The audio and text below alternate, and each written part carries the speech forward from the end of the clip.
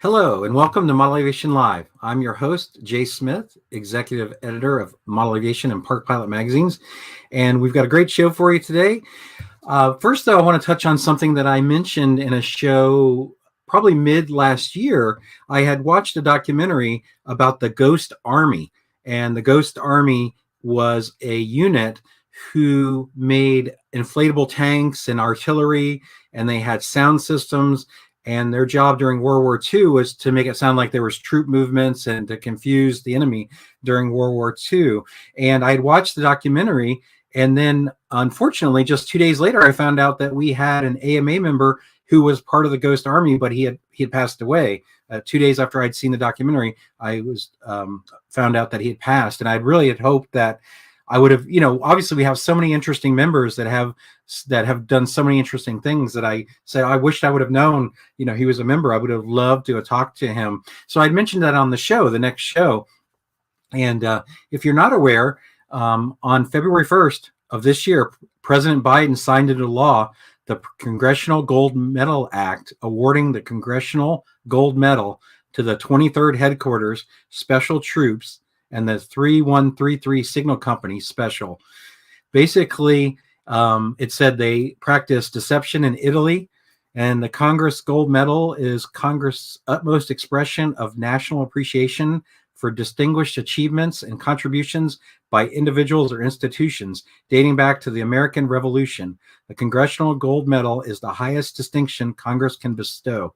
And I just thought it'd be interesting to mention that because when I watched the documentary, I mean, obviously I'm a big fan of history. And then to find out that one of our members was part of that group, which was just barely, I believe, over 1,000 people that were part of that group. So when I saw that a couple of weeks ago or so, I thought it was interesting and wanted to make note of that.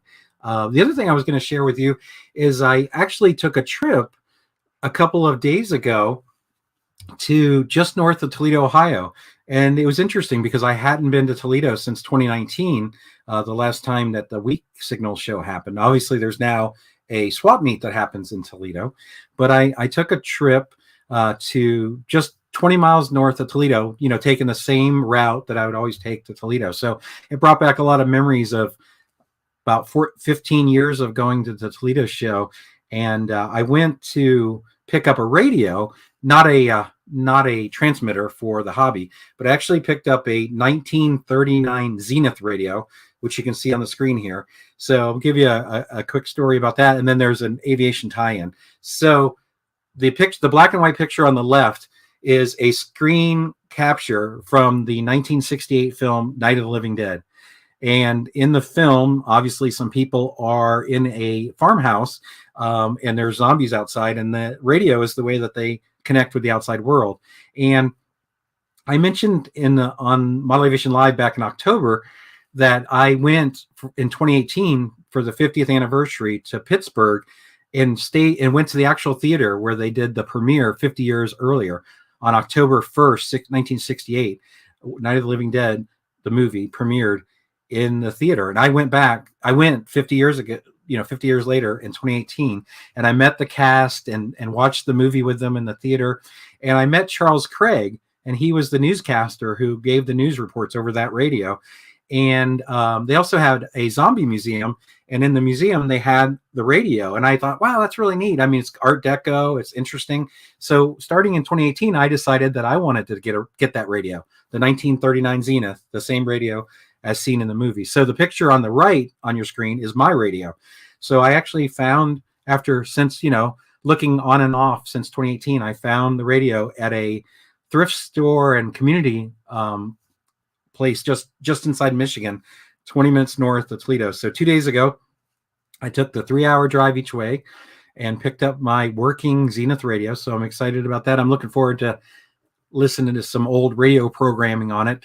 I'm sure many know that, in the 30s and 40s and 20s and whatnot, that everybody gathered around the radio for information and programming. I think of Orson Welles when he did the H.G. Wells version of War of the Worlds, and many people were fearful that there really was an alien invasion. So I'm hoping to broadcast some of those things to the radio. But what else is interesting? So I went to the thrift store, and I also found another radio that was a SPAD World War I biplane that's in a desktop radio. And that's a picture of it there. So that was an unexpected find, was to also get this radio. So I did a little research, and it was made in 1973 in Japan. It's an AM radio, and they are, I wouldn't say incredibly rare. I mean, when I researched it Wednesday night, I found there was 3 of them on eBay, but it's actually a metal die-cast model of a SPAD, World War I, obviously. And you all know that I love World War I. So I ended up coming back with 2 radios. This one takes a 9-volt battery.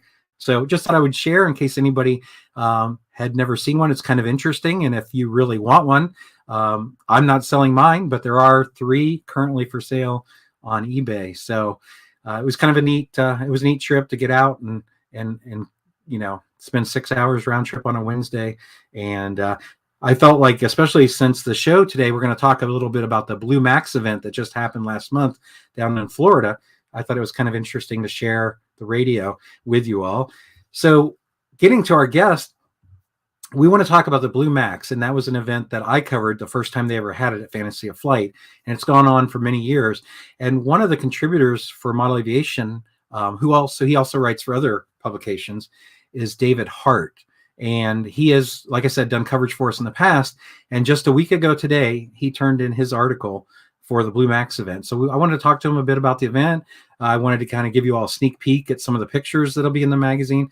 And then we can also talk about Top Gun that he'll be covering for us as well. So I want to welcome David Hart to the show. Hey, David. How are you? Thanks for having me. Good. You? Oh, I'm great. Thanks so much for being on. Yep. Thanks for having me. So, as I mentioned right before we started the show, I think a good place to start is for people that aren't, familiar with your RC background, is to tell us a little bit about how you got started in the hobby and what type of aircraft you fly and are interested in. So I got started in the hobby in 2009. Always had a love for airplanes, specifically warbirds, World War II stuff. My dad started taking my brother and I to air shows when we were really little, probably early 80s, a local air show here that goes on every year. And just happened to be driving by a empty field next to a store, and there were some guys out there flying. So that kind of sparked my interest, and I bought my first electric foamy in 2009. So that's how I kind of got into it. So I fly electric warbird stuff right now. And how long have you been flying? Beginning of 2009. Okay. I started. Yep. And tell us a little bit about how you got involved in photography. So I've always liked photography, even from a young age. I liked it. Started getting into it a little bit before I started flying. I had a pretty nice fancy point and shoot camera. The one that's got the 10 times zoom or whatever. Had that, and but the first year I started flying, there was a guy that would come out with his DSLR, decent camera, and take some photos and post them on Facebook. And I thought it looked really cool, so I figured I would give it a shot. So I went out and bought my first Nikon DSLR, kind of a kit camera, and I bought a cheap zoom lens, and that's kind of how I got started. So awesome. Well, there was one more point I was going to make, so I'll phrase it as a question about what I was sharing just before you came on the show. Have you ever seen the movie The Night of the Living Dead from 1968? No, I have not.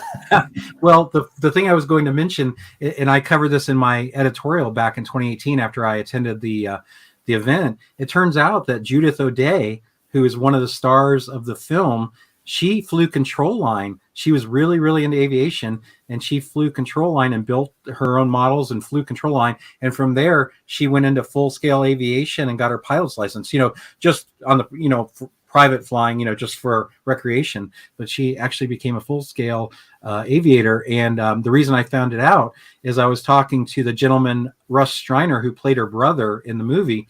And him and some of the other people on the film would build, like dime store models, and they would fly them to take a break. And they ended up in the river behind their building that they worked out of in Pittsburgh. So I was talking to him, and I gave him a copy of the magazine, and she got up and came over to me And she said, "Are you talking about model airplanes?" And I said, "Yes." And she said, "Well, I used to fly U-control," which she obviously control line, but U-control is another term used for that. And so she wanted a copy of the magazine, and she told me her whole aviation story. So I thought it was really neat. So when I came back, I wrote an editorial and shared that story. But I meant to mention that in case people didn't see my editorial, that, that's another interesting aviation tie-in. And, like I was saying at the beginning, David, it's amazing. I mean, with all the members in AMA, we have people that come from all walks of life, and, pilots and astronauts. And I mean, there's just so many interesting stories, like the gentleman that was part of the Ghost Army.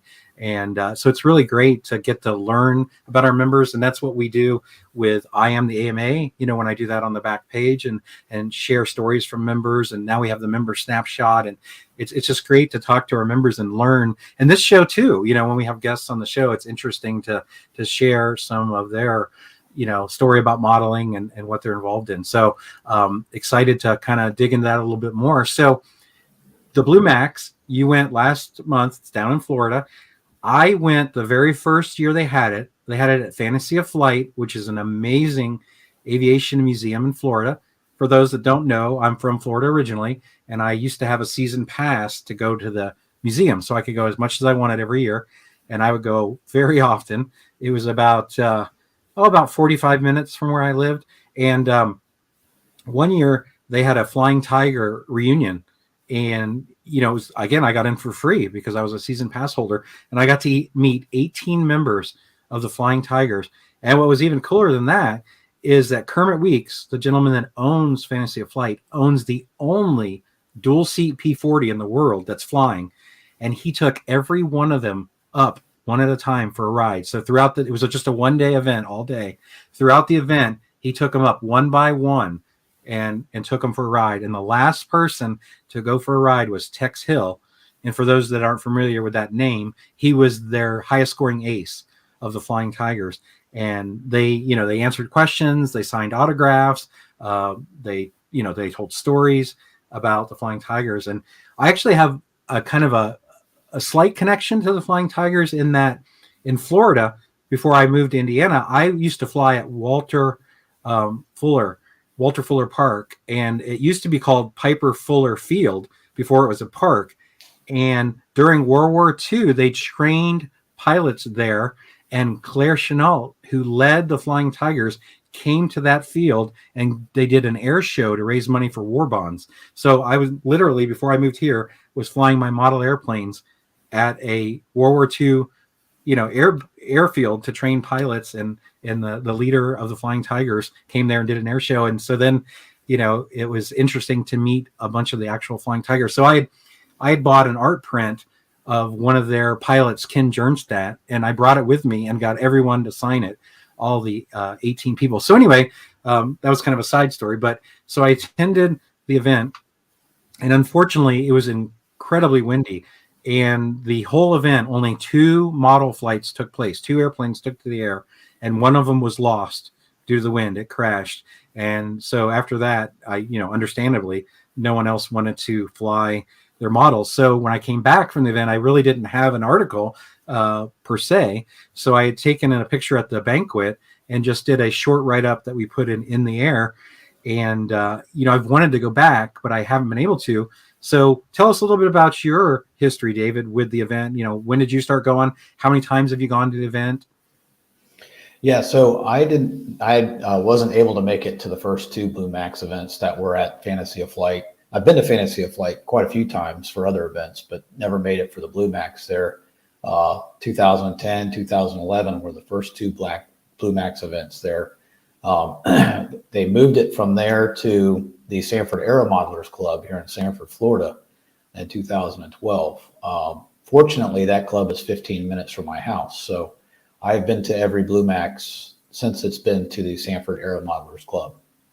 So I've been, 10 years now I've been going. So, and it's a great event. You don't see very often a World War I event around. So it's pretty neat to go see. And you're pretty good friends with the gentleman who started that event. Tell us a little bit about him. Yeah, so Scott Lee, he's the vice president of the Sanford Aero Modelers. Him and I met him at a different club. He was a member. He was a member of another club as well. He was out there by himself one morning, getting ready to fly. And this was when I was still pretty early on into RC, getting into it. I just went out there just to hang out, see what was going on. Well, he was the first one there, and he was getting ready to take his quarter scale pup up. So that's the first time that I met Scott. Did a little video of it, and ended up finding out he's a Florida State Seminole fan like me, college football. So we kind of bonded over that too. And he said, "Hey, why don't you come out to the Sanford Air Modelers Club and check it out?" Because he knew I was into flying too. So that's kind of where it all started with Scott. So he lives 15, 20 minutes from me. So as a matter of fact, I'll be seeing him this weekend. So we hang out a lot. But that's how I met Scott. Yeah, he's a great guy. I've known him, since the event started. And he used to work at SeaWorld too, which was pretty cool. Yeah. 30 years he was there. He was a manager there. Yeah. Yeah. Yeah. So you said you've gone every year since it's been at the location it's at now, the Sanford location. So when you go, do you mainly just go to take photos, or have you taken part in the event, or? Yeah, it's mostly photos and the camaraderie. I know a lot of the guys that go there. A lot of guys that go there go to Top Gun as well. So, but yeah, it's pretty much a photography thing for me. I get there, the event starts Friday morning and it goes till Saturday night. I try and get there before the sun comes up Friday morning, just in case we have a nice sunrise. I can get some really cool shots in the morning. And then like I said, I'm there till late Saturday afternoon. Saturday night's normally the banquet night. And it used to be at a restaurant called Patio Grill here in Sanford, close to the field. They have a banquet room that we would all go to Saturday night. But with the whole COVID thing going on and everything, they decided to have it at the field. They actually canceled the event last year because of COVID. So it was kind of nice to get back to it this year. But yeah, it was at the field this year. It was kind of nice with it being at the field, because nobody had to worry about going home and taking a shower and getting all fancy and everything. Everybody could just, when they were done flying, just hang out there at the field, and they did the awards there at the field. So we just got a comment from Chris. He says, "Happy snow day. Sorry I'm late. I was cleaning my sidewalk." Well, Chris, we're in the same boat. We actually AMA opened 2 hours late today because we had freezing rain overnight and sleet. So the roads were not very passable this morning. Obviously, David lives in Florida, my former home state, so you don't have to worry about that too much in Florida, thankfully. Yeah, as you can see, I'm on my back porch and it's 79 degrees. So right. So you were telling me that all the years that you've been going to Blue Max. I mean, I shared my story with the first event, and I also should mention that I took my father with me to the event. He lives in Bradenton, Florida, and I took him to the event, and we spent the whole weekend, Friday, Saturday, and Sunday there. How much has wind played a part for you in the years that you've gone? It's hit and miss. This year, Friday was beautiful. Hardly any wind, 76 degrees, I think it was. And then a front came through Friday night. And Saturday it was windy as heck and cold. I think the highs were in the low 50s that Saturday. So they ended up getting all the competition flying and static judging in on Friday, because they would normally do some of that on Saturday. So they had to get all that in on Friday this year. But it's hit and miss. Some years it's perfect weather, and some years it's windy and cold. The last event, 2020, it was perfect all weekend. So it's you just never know when these cold fronts are going to come through down here. So and then you got summertime. It's a great time of the year to have the event, because it's not too hot, it's not too cold usually. The summertime, you've got the afternoon storms you have to worry about and stuff like that. So, but yeah, it's typical Florida weather. If you don't like it, wait a little bit and it'll change, right? Exactly. Yeah. Well, you provided us a lot of photos to use with the article, and obviously we don't want to share all your photos. We want to have some stuff exclusive to the article, but I picked out about a half a dozen photos that maybe we can look at, and maybe you can tell us a little bit from what you know or recall about what we're looking at. Sure. Yeah. So this was Friday morning, the first day of the event. Like I said, I normally try and get there before sunrise, and you can see the sun's just starting to come up. If I remember correctly, this is Warren Farmer's airplane. And you can see how it's kind of lit up. I bought some LED lights a couple years ago, and I've been using those recently for these type of shoots. And they're RGB lights, so I can change the color of the light. What I normally do is I'll do a white light on one side and a more of a amber color on the other side to give it that warmer look. And so that's what one of these shots is, of Friday morning, the sunrise. I love the sky in the background. Every time you've covered the event for us, you usually get these type of photos, but I just love the way the sky looks in it. Yeah. And it got better as the morning went on. So, but it happens quick. There's a reason they're referred to as the Dawn Patrol, right? Exactly. Yeah. Unfortunately, we didn't have any fog that morning. There's been a couple times where I've been out there and there's been some real, because the field is out in a pretty, out in the country type area. So the fog, we had some nice low lying fog one morning at one of the events, and it was a perfect morning. Didn't have it during this shoot, but yeah, it's a great place for that type of photos. Do you know roughly how many pilots were in attendance this year? I think we had about 30 pilots in attendance this year. I think the COVID kept it down a little. The year before that, in 2020, I think we had closer to 50 pilots. So, and all those pilots bring multiple airplanes. So, I mean, it was still a pretty good crowd there this year. Well, what would a World War I event be without Snoopy flying his doghouse? Right. Yeah. I believe this is owned by a gentleman named David Kreitz that he does some of the static judging for the event. He didn't fly it. It was just static. Actually, I don't think it's been flown yet. But yeah, this was a pretty cool little model here. And you can see the sun this is the same morning. The sky was just getting better and better. And normally what I'll do is I'll have these guys, I'll have them line up and just run them through, because like I said, it changes so fast. I mean, the sunset photo or sunrise photos I took that morning probably lasted 15 minutes, and that was it. So. Well, it's another great photo. Obviously, detailing is a big deal on scale, and so I thought this photo was kind of neat to show some detail of the pilot and also some detailing of the instrument panels. What can you tell us about this one? Yeah, I don't recall whose airplane this one was. There was a couple of them there that had a nice detailed cockpit like this.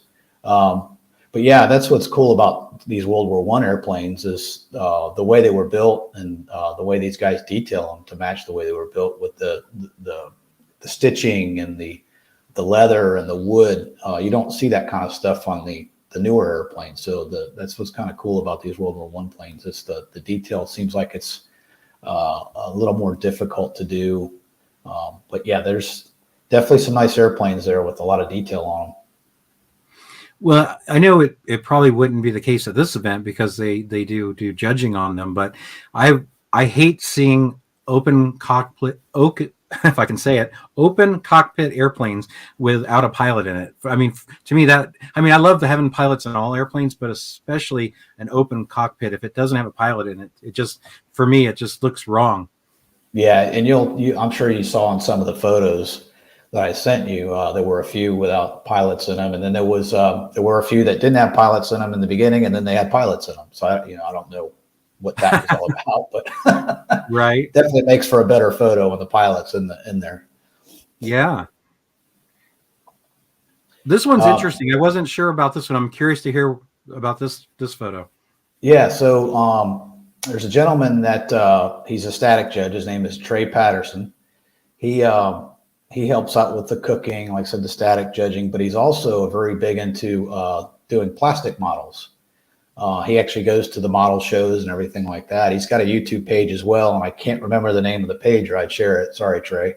Yeah, so what he did is he built this albatross and they raffled it off at the Blue Max. I don't remember what the cost was, but they raffled it off, and Chad, I believe it's Chad Katzenmeyer, was the winner of this. So it's really cool. I mean, that's the wingspan on this little model is probably only 12 inches, but it's very detailed, and I've got more detailed shots of it too.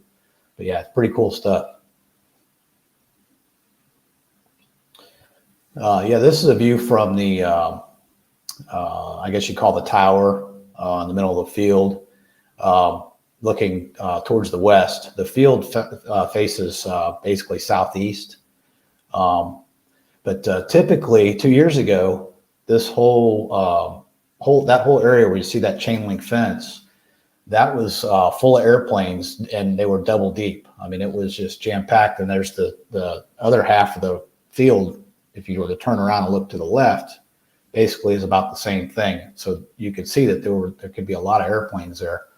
The cover on the right, that's the staging area with tables and stuff where the guys can put their airplanes together. And then, of course, the fence, you only have to be an AMA member to go past the fence there. But you can see where the spectators can line up along the fence and watch and stuff like that. So, and it looked like there was some type of inflatable Sopwith camel was in it there in Woodstock.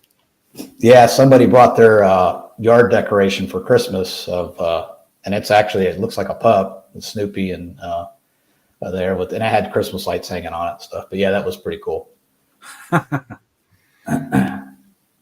Well, when we have Snoopy, we've got to have the Red Baron, right? That's right. That's right. Yeah, and I believe this is Chad Katzenmeyer's DR1 as well. There was quite a few. You see a lot of D7s and quite a few DR1s and a lot of pups, of course. There was a camel there, which was very neat. And that particular camel had competed at Top Gun. It was a very nice airplane. Yeah, a good variety of World War I stuff there. And they're all from 1903 to 1919. Right, early aviation. You mentioned that there was a change, obviously, because of COVID for the banquet. But the banquet's a really neat thing. I mean, obviously it was a little different at the field, but for those that have never been, could you share a little bit of details about some of the things they do at the banquet? Yeah, so typically what they'll do is when we had it at the Patio Growth restaurant, the banquet room, they've got a nice big screen TV, and they would play they'd have like a cocktail hour or happy hour. They would play World War I movies and stuff like that on this big screen, and then we would have dinner, and then they would hand out all the awards, for the event.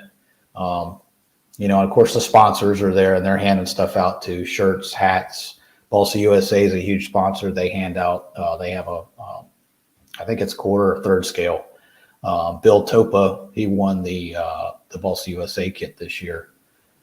So it's a really neat event. And then this year at the field, which they'd never done before, on Friday night, Curtis Schweitzer, one of the competitors, he brought a big screen and a projector. And I think they had a popcorn machine there. We ordered pizza, and we all sat around and watched the great Waldo Pepper. So that was pretty cool. So it was nice to be able to hang out at the field with everybody. The wives were there, and the wives usually go to the banquet too on Saturday nights. But it was nice having them there Friday too. We've done that before too, screen movies here at AMA, and that's great. It's great to get everybody together and watch it. And The Great Waldo Pepper is an amazing movie. I've actually seen the real biplane it's in a museum that I try to go to all the aviation museums when I travel. So I finally got to see it. But yeah, that's a great movie. So do you know, David, for those that might be watching this and might be interested in the event next year, do you know much about, I'm sure they can find information on the website, but do you know much about, basically there's different classes, right? Different levels of if you built the airplane, or maybe there's an advanced class. Do you know a little bit about the different classes, or what, if someone wanted to compete, what they'd be looking at? Yeah, they're not really different classes, but they do hand awards out for outstanding craftsmanship and building with attention to detail. There's an award for that. Outstanding flight awards. They have awards for, your flying abilities. Best Central Powers aircraft. They have an award for that. Best Allied Forces aircraft. They have an award for that. And then they have another award called the Spirit of the Blue Max, in honor of a gentleman named Gail Throne. He attended a lot of the Blue Max events. Really, really nice guy. I think he went to the very first one, actually. I'm not sure, but he passed away a couple years ago from cancer. So Scott decided to do a Spirit of the Blue Max Award in honor of him. And that's basically somebody that demonstrates and represents the spirit of the event. So it's not specifically classes. It's just come have fun, fly your airplane, show it off. If you want to put it in static, you can. You don't have to. Yeah, it's a fun event. Yeah, it's a lot of fun. And the awards they give, a lot of them are the Blue Max Award, like what was given in World War One. Yeah, they are the medals. Yeah, it's got a medal. Yes. Just like you would hang around your neck. Yeah, it's pretty neat. And does Scott make those? Do you know? I think he does. I think he does put those together. Yeah. Yeah. As a matter of fact, I was going to go to his house and help him put things together, but something came up. But yeah, I believe he does put all those together. And there was a I don't know if I sent it to you. There was an award with a fork and a knife on it. I don't know if you saw that. Okay. A couple years ago at the banquet, Steve Thomas from Bob's Hobby Center, he's a big sponsor for the event too. Somehow he accidentally picked up a knife and a fork and threw it in his box when he was packing up to go home after the banquet. And the following banquet, I think it was 2 years ago, the last one we had, he found this fork and knife in his box when he was giving stuff out at the banquet. And he pulled it out and said, "Hey, who wants a knife and a fork?" And they gave it to some guy. I think it was Warren got it. Warren Farmer gave it to him, and he ended up putting it on a plaque. So it's a joke now. So every time at the banquet, they're going to give this orphan knife and fork thing away. He mounted it on a plaque and everything. It's pretty funny. But Steve's a great guy. Obviously, he sells a lot of propellers. Oh yeah, and he's about probably 30 minutes from me. So I've been to his shop quite a few times. What's funny is the hobby center he bought here in Orlando, my dad and I used to go to when I was little, when my dad was into building model trains back before Steve bought it. So pretty small world. Yeah. And you have another big hobby shop in Orlando too, Graves, right? Graves RC. Yeah, that's probably the biggest one here in Orlando. Yeah. Yep. I haven't been there in a while, but yeah, it's a big one. It's amazing. On the ceiling, they are about 4 airplanes deep. You can't really see the ceiling. And I said, "So what happens if I want to buy the one closest to the ceiling?" And they're like, "Well, we'll have to move all the other ones around it." You know?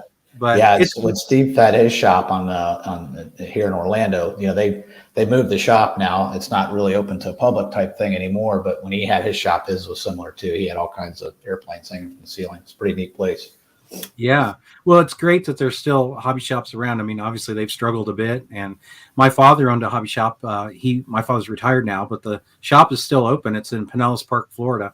And so, to some degree, I grew up in a hobby shop. So I have a lot of love and respect for hobby shops. And I think it's great that you've got options there in the Orlando area. So we talked a little bit about the Blue Max, but you're also going to cover Top Gun for us. And I'm sure most people are familiar with Top Gun, but if they're not, if people are watching that are not, can you give us an overview of Top Gun? Yeah, so Top Gun, I believe it started 30 years ago.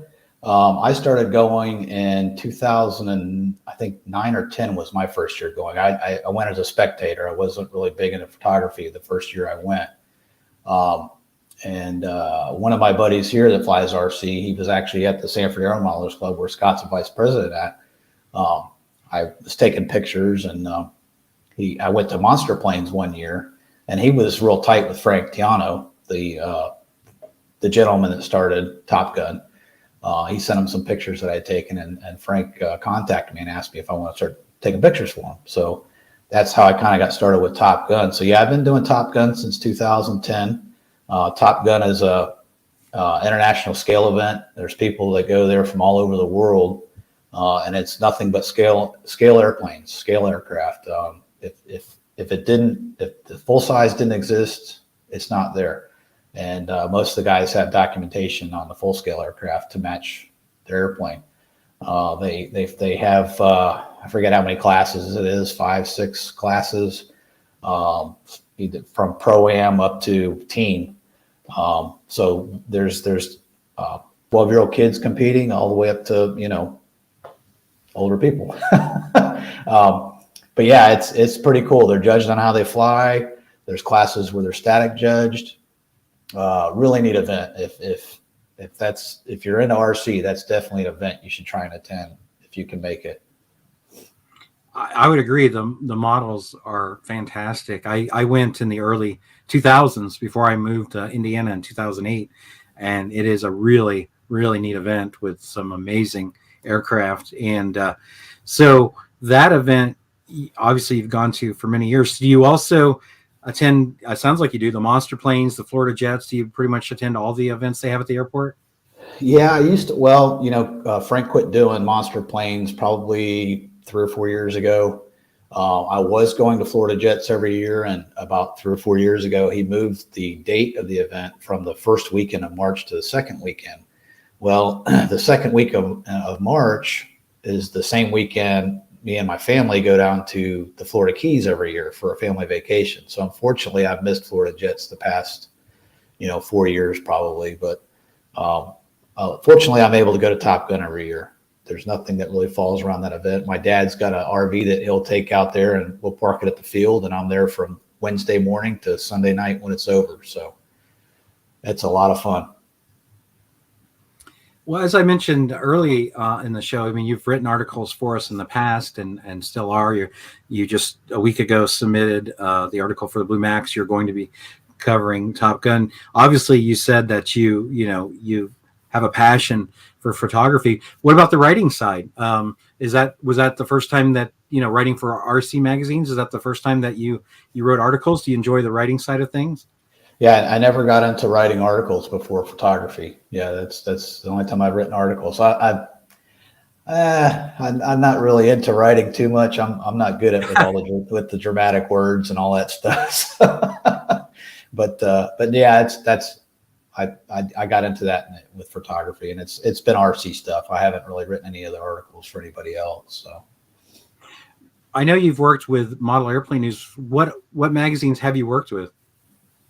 I did Fly RC. I think was my very first photo that was published. I believe was Fly RC magazine. It was one of the one-page things at the back. I forget what it was called. But Fly RC, Model Airplane News, Model Aviation, of course, you guys. Some magazines overseas. RC Jet International, I've done some for them, and a couple other foreign magazines. I can't recall the name of them right now, but yeah. So those are the ones I've done them for. And as far as events go, I mean, I know you go to events in Florida that are, somewhat close to you, but have you ever been to Joe Knoll, or do you have an event or events that you want to go to or cover, or are you happy just, going to the events that are close to you? Joe Knoll is definitely on my bucket list. I've never been to that, and that's normally the week after Top Gun, I believe. Right. I've got, photography is more of a hobby for me. So my job, I'm only limited to so much time off with work. So, between Top Gun and some other stuff that I do and family vacations, it's hard to get the time off. But one of these years, I'm definitely going to go to Joe Knoll. I did make it to Dino DiGiorgio's event up at Hodges Field last year, or the year before last. I missed this last November. I went to the one before that. I had a work conference this last year, so I couldn't make it. But Dad and I are planning on going up again this year. That's a really cool event. A lot of pilots there. Huge, beautiful field. If you've never been to Hodges Field, it is beautiful, beautiful facility. So yeah, I try and make as much as I can around here in Florida, even if it's just for a day or something like that. But to get out of the state, it's kind of tough. Yeah. Hodges, though, that's a fairly easy drive. I went to that event, CEF. I would go to CEF, the Southeast Electric Flight Festival. I went to that event every year. Every year it was at Hodges, because the first year they had CEF, they had it at a club field. And the second year they had CEF, it went to Hodges. And that was the first year I went. And I went every year for like 6 or so years until I got the job at AMA in 2008. Then I wasn't able to go every year. But before that, my father and I would go every year. But yeah, Hodges, the field is amazing. And you probably know this. Unfortunately, it's not there now. But back in the early days of CEF, Hodges Hobby Shop was also there. So you had a full, large hobby shop right on the field. And so that made it nice if you needed something while you were there. And I mean, obviously there's also vendors that come to that event, but there's several events throughout the year that happen there. So tell us a little bit more about Dino's event for those that aren't familiar.